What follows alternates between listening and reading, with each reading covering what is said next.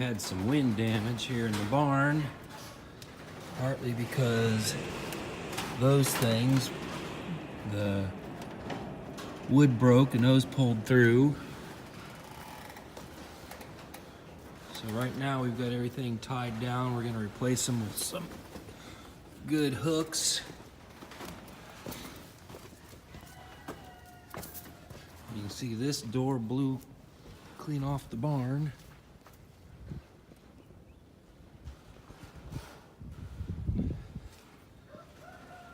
And again, we had these things pull out of the wood. So we're going to